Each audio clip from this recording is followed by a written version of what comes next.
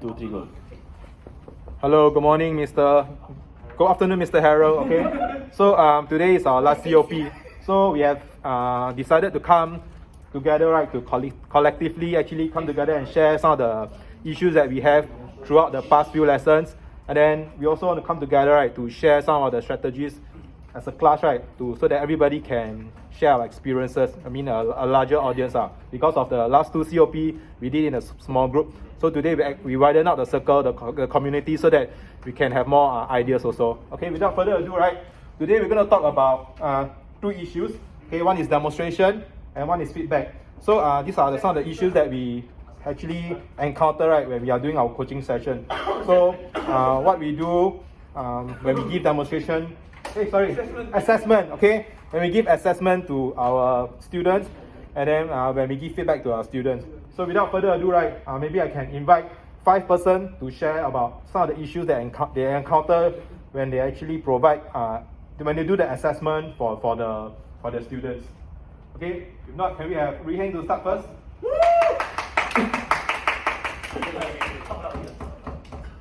So for me, right, the challenge I had, I think for assessment, I didn't really do much assessment. It's more towards like letting them play the game. So that's the kind of assessment that I had.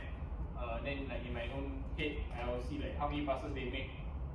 And then for the feedback, I think the amount of feedback is okay, but could have been more and more variety of feedback, like video feedback or maybe kinesthetic feedback.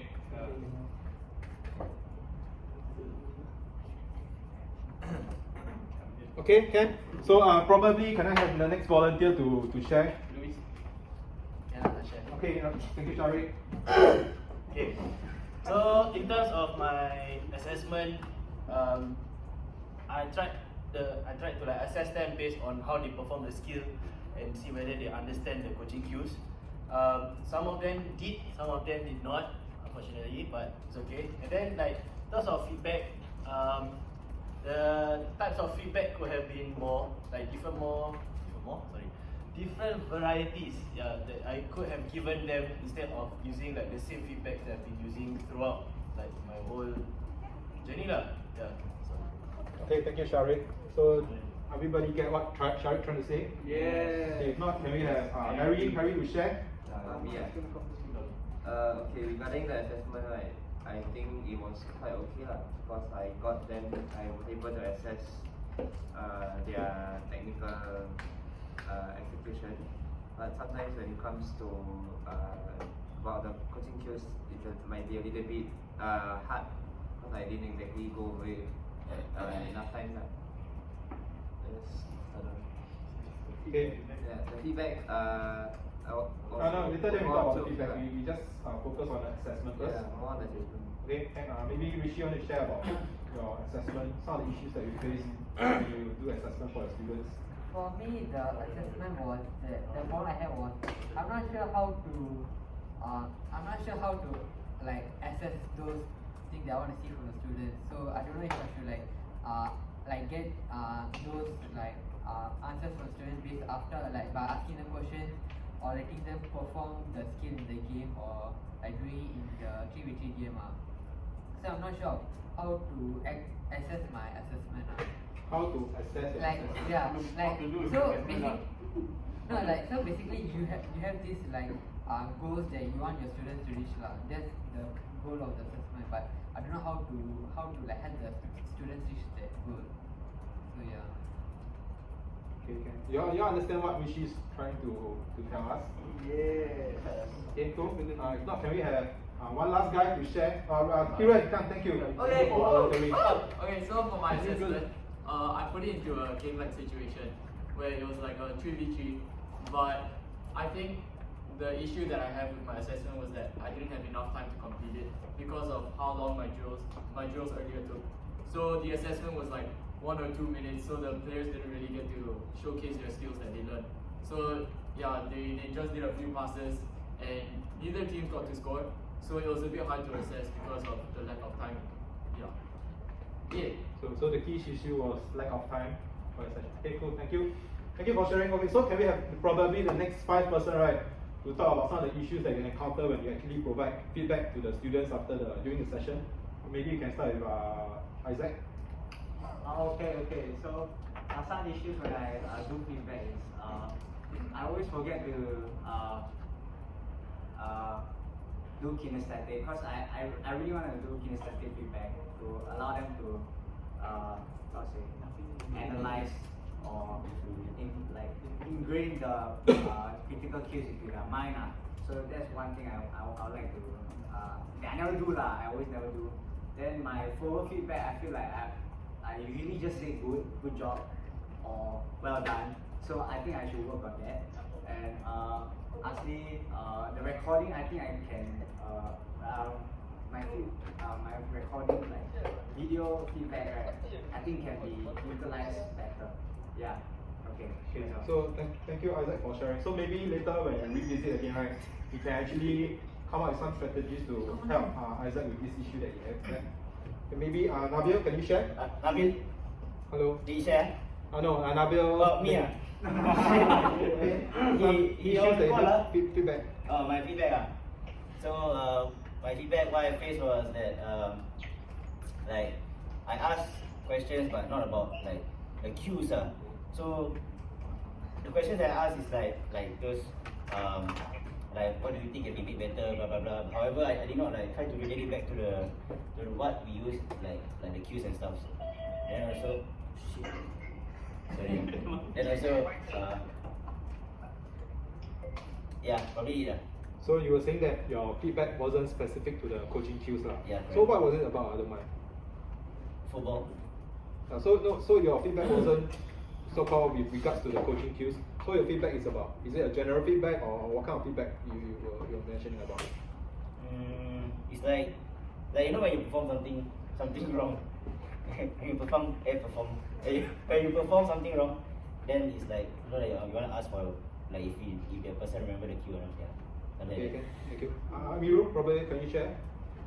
For me, You want to take out a mask so that we can all can hear you? Thanks.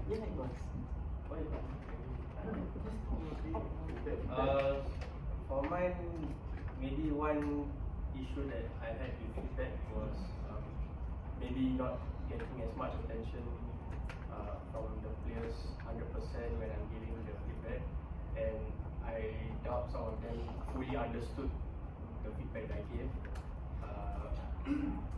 Yeah, that's pretty much the issue that I had. Maybe that's one thing to consider next when planning for my assessment on next Monday. And yeah. Okay, thank you, Amiru. Maybe can we have Chloe to share? So some of the challenges I faced when giving feedback was that because my drill required me to split the 6 people into 2 teams of 3.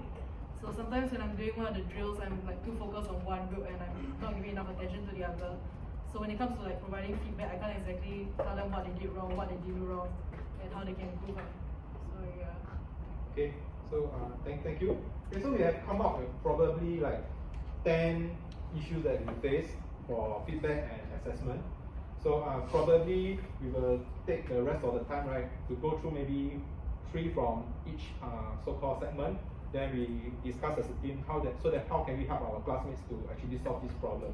So once it's being done, right, we also actually send out all these issues that we face to everybody, so that we can also over the weekend, right, we can read out these are some of the issues that we all have as a class, so that when we do our coaching session on Monday, right, we cannot make this mistake again. And then if these are some of the issues that we have, right, with the strategies that's being so-called highlighted by our classmates, right, we can use them for our coaching session also. Oh, cool. Okay, so maybe we can start with Kieran. So Kieran mentioned that for his assessment, right, he does not have enough time to do the assessment because of all the drills, right? Yeah. So like, can anybody like come up with some strategy so that we can help our classmates here to take away this issue? Can I suggest something? Yeah, sure. No, you all can take turn to suggest. Come. Okay, for me personally, I feel just try to time yourself well. Like try to have a good gauge when you're planning your template. Because you know when you do your session template, right, you have like at the side the like how long, like maybe like 3 minutes, 4 minutes, 5 minutes, depending on how long you're going to spend on the drill. So when you're carrying out the session plan, just try to refer to your your stopwatch or your watch, and then just try to keep on time. Then if you're exceeding, then just try to speed up or just move on to the next one. Okay, thank you, Gavin. Sharif? My one is more or less the same, but it's just that make sure you understand your own session plan lah. So if you know that you're gonna have like a game for you to assess the players and everything, just make sure that like all your drills previously is all being done on time lah. Yeah, so that's one way that you can actually help to assess the players so that he has more time to do the assessment itself. Maybe just to add on what Sharif said, I think what we can do, right, is that probably over the weekend, right, we can do a mental rehearsal of what we're going to conduct. So at least we run through it mentally, so that when we get to do it on Monday, right, we won't be in a shock, we don't lose. So along the way, when we do our mental preparation, right, we know what are the steps that need to be done, so that we got this memory enough so that we can execute properly. Okay, so maybe we can start with the next one. So Rishi, okay, so Rishi mentioned about he don't know how to assess his assessment. So is it whether you don't know your assessment, is it efficient? Is it this way? It's not about like if it's efficient or it's like how to say. So basically, if I want my players to use the correct technique to shoot, right? How am I going to know that? How do you assess whether he knows how to shoot? Yeah. Okay, maybe someone help Rishi with this issue. Thank you, Dini. Maybe you can try doing more research on your drill, like what's the purpose of your drill, and also like by doing research you can see, for yours is shooting, right? So search out what are the different factors or components or what makes a good football shot. So the stance, how the shot should look like. So then you can kind of put or set for yourself what's a successful shot, and then you set how many should be done as a way of assessing your players. Okay, thank you, Dini. Maybe Noor, do you have any strategy to help Rishi? Because he mentioned that he doesn't know how to give assessment, right? Do assessment for his students. For example, you want to check whether his student know how to kick a ball or not, but he don't know how to come up with a proper assessment. So like, do you have any strategy to help him? Maybe he can kick the ball, right? Shooting. Kick the ball.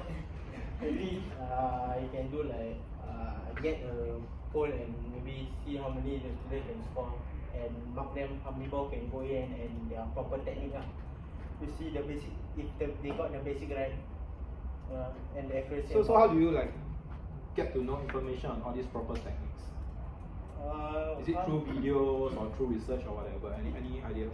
You can do both research and through video. Like video can see how the technique move in one motion to see whether the student do correctly, and research is like research which pointers to take note of and where to strengthen.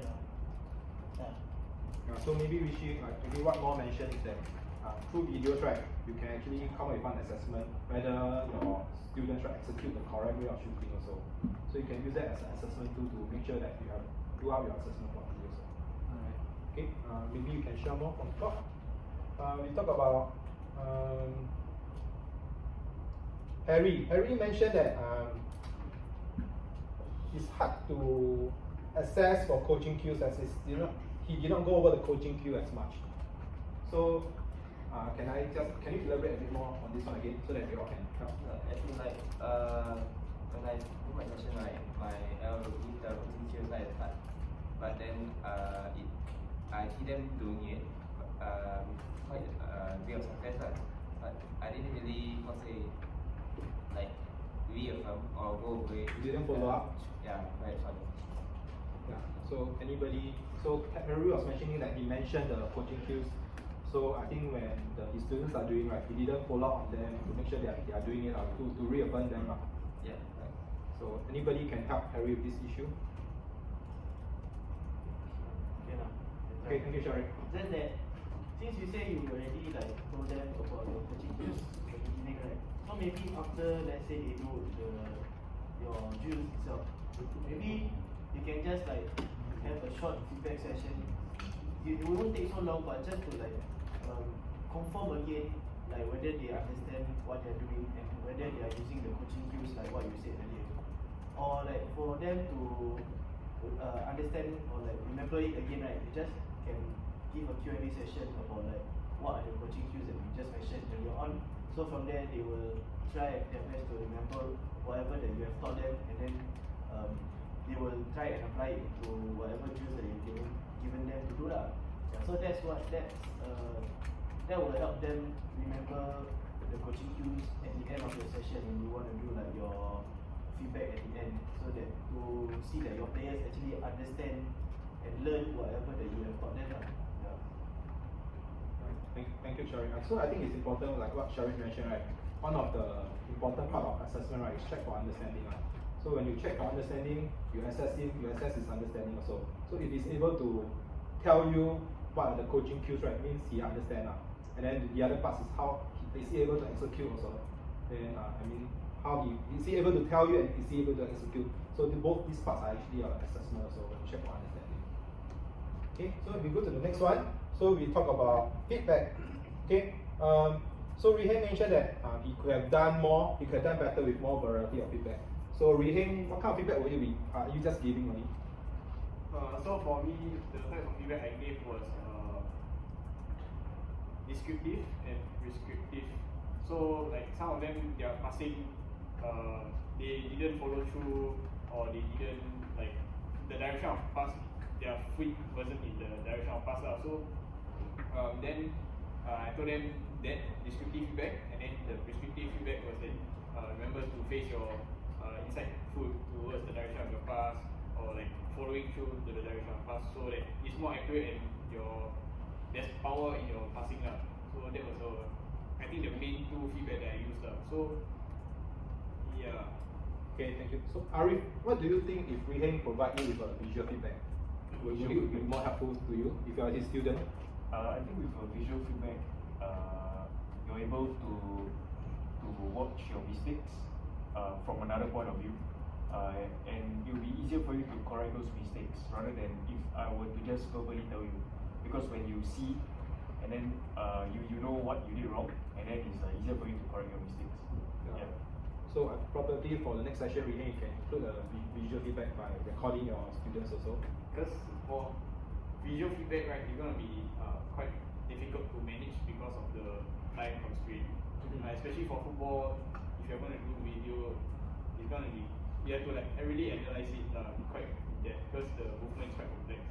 Yeah. So I did consider video feedback, but because of the complexity, I didn't use video feedback. Yeah. I think all of us are being bound by the time, so that's why we cannot put in a lot of feedback. So I think that we have been handed a long list of feedback that we could have done, but I think due to time constraint, right, we only can pick a few. So probably when we go back and we look at it again, right, I think we need to choose the few that is important and that is impactful to actually give that will be given to our students. So let's go back and we look at it again. Okay. So the next one, maybe we can talk about Amirul. So Amirul was saying that not getting player attention when giving feedback. So your players are not paying attention to you when you give feedback. Like some they pay attention and some look like they pay attention, but I don't think they fully understand. So what were they doing when they are not paying attention? Are they still playing the ball? Or? No, they're just standing around, but then some of them whispering to each other. Okay, maybe someone, maybe Pranit, can you share? So Amirul mentioned that his players are not actually paying attention to him when he's giving his feedback. So if you're in Amirul's shoe, right, what would you do to okay, so if I'm in Amirul's shoe, I would suggest that he makes eye contact with them when he talks, and make sure like you don't feedback when they are all around. Like maybe you gather them and make them come close to you, and then you be very strict when you give them feedback and tell them to listen. If not, as a coach, you can give them a punishment, or if you're not going to listen and make the same mistakes, and then how we have coaches in our training sessions, okay, if y'all don't listen, then y'all go for a run or something like that. So you can do that and make sure to get that eye contact with them so that they will actually understand and hear you, because you are giving them the attention, so they will get the attention that you are saying. Okay. Kevin? To add on, you can also like at the start of the session you can say like the ground rules or something. So you just say like one voice at a time, or so that you ensure that they are listening to you or something like that. I think I already said that, but it's still continue on. I think by now everyone should have that as a starting. Just reiterate it again lah. Okay, maybe other than like setting rules and getting your audience in front of you, I think very important, especially for you, is your projection of your voice and your articulation lah. So like if you're going to talk so soft, obviously no one will pay attention because they can't really hear you. So you must really like you must sound demanding, in the sense that you can get their attention and not like speak very softly. Then like must assert some dominance. Okay, maybe Isaac, you raise your hand first so you can share. My opinion is one way you can get them to pay attention, right, is to do peer feedback. So right, in the drills, right, they will be focusing on each other. So when you ask them about what the other person did wrong, they'll be like more attentive.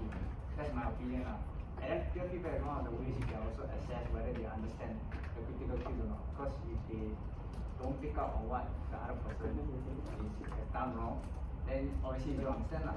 So I feel like peer feedback is very very good. Yes. Yeah. Thank you. Okay, so what I wanted to say was kind of on Ying's point about your projection. Another thing you can also do is to make the environment of the learning more fun.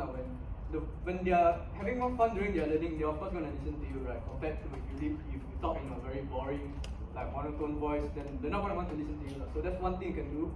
Another thing that you can do is also test them. So tell them like, okay, please listen to me because later I want to test you. I want to ask you to repeat after me. And then once you give the feedback, you can ask them, okay, so what did I say? So when you say this like, I want you to repeat what I said, right? They're going to listen to you, because if they don't listen, then they're going to get exposed, which is I don't think what they want for themselves. Harry? If you want to do an overall feedback, I think it's better if you use a whistle so that you get attention first. Then you need to feedback. You can use the drone one or the handheld one. It's very high pitch. That I think my side used on Monday. Another way you can do it is you could pause the session, pause the drill, and then get like one pair to do first, and then get the other four to feedback on the performance of those two, so that they will be able to learn better. Thank you, Harry. I think Harry point is valid lah. So by using a whistle, right, you gather the attention of your students, right, so that they can pay attention. So I think it's very helpful that Harry got a whistle lah. And I think I ordered 3 from Shopee also. So I hope you arrive on time so that I can bring on Monday, right? So we all can share. So we all can use together. Okay, cool? Yeah, so I hope it comes on time so that I can bring around and we can share and we can use it on Monday. Okay, and then so that's about it. Okay, thank you. So maybe we come to due to time constraint, we share the last point. Okay. Okay, we talk about Chloe. So Chloe mentioned, right, when she's giving feedback, right, she was too focused on this particular group. She neglected the other group, or she's always, she's too focused on one group, probably her players were all around and stuff like that. So I think it's quite related to Amirul's point also, is the player not paying attention and stuff like that. So mine was more like during the drill itself, because during the drill I had to focus on one, then reiterate my points, re-explain to them. So while explaining that one, like example Group A, Group B was in like the background doing the drill themselves, so I didn't really get a chance to watch them do it before I had to move on together. So yeah. Okay. Shantam, do you get Chloe's issue? So she mentioned, right, so one group was doing, she was actually supervising one group. So the other group doing the activity, right, she's unable to see what they're doing also. Yeah. So if you are in her shoe, right, what would you do? Could you have done, right, so that to so-called mitigate this issue? I think depends on the skill level of the athletes. I think like before the drill, you already know that the other group is good. Then like you don't have to focus on another group. But then if you know that they are not like very good at the skill, maybe like when you are like giving feedback to one group, you can call the other group to like join in, and give feedback together, so that we won't make the same mistakes and learn more. Okay. Okay. Thank you. Ishan. Okay, so Chloe's drill, the way she executes it, similar to mine, where I have different groups, and then I'll be at one group, and then the other group will be doing that drill, and then I'm just at one group.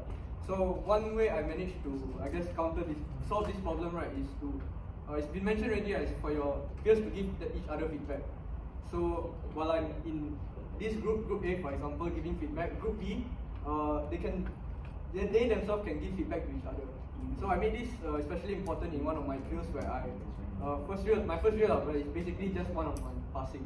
So I made sure that they are giving feedback to each other, and I was guiding them as well on how to give feedback. So after, let's say, one person passes to the other, I will tell the teammate, okay, what could he have done better, and tell him. Then I will supervise how they give feedback so that they know how to give feedback to their peers, which they can bring on into the next drills. So Chloe, do you get Ishan's feedback?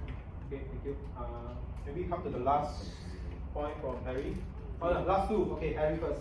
One way I think you could improve, like maybe to stagger the grouping. Let's say they're in pairs, right? 2, then 2, then 2. So it means 2 will be in front, then 2 will be at the back. So that when you're focusing on one, you can position your body posture such that while you're correcting that pair, you can observe what the other two are doing as well. Rather than just facing on that one pair, then while the other two are behind. So they see everything without having to turn, while also focusing on that. Okay, so But mine was in like 3 though. if it's 2, 2, 2, then you just No, share as in, it. my group was 3 people, 3 people. Or in that case, you can maybe try to put them side by side. With a bit of spacing, like in between. No, that's what I did. It's just that when I'm correcting, for example, correcting group A, right? I'm doing together so I can bring out the points and all that. Group B is really in the background. That's all, so I can't. Yeah, in the background should be okay, like, as long as you can see them. Like if the group is here, right, bearing, right, you face this way so that you can see both at the same time.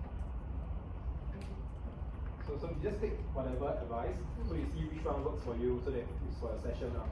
Like some when we do about rearranging the grade so that you can supervise both at the same time, or you can do peer appraisal and stuff like that. And also peer evaluation. So you see which one works for you. Maybe we should come to the last sharer, Ari. Okay, so for yours, right, I was thinking of like you can. So you wanted to give feedback to one group, right? So I was thinking that you can get them all together, and then you can just point out that mistake that they did, or whichever areas they need to improve on, and then you can just do it as a whole. So you can give feedback to them as a whole, so that even the other group also can learn from their mistake also. Yeah. Okay. Everybody okay? Yeah. Okay, so I think we all are good. I think thank you everybody for your spontaneous sharing. Okay, I think we all gain insights from everybody. So later my beautiful secretary, right, will send you the minutes of this COP. Okay, so that all of us will be able to check through some of the comments that's been given so that we can go and read it. Okay, if not, thank you very much. Thank you. Good night. Good night.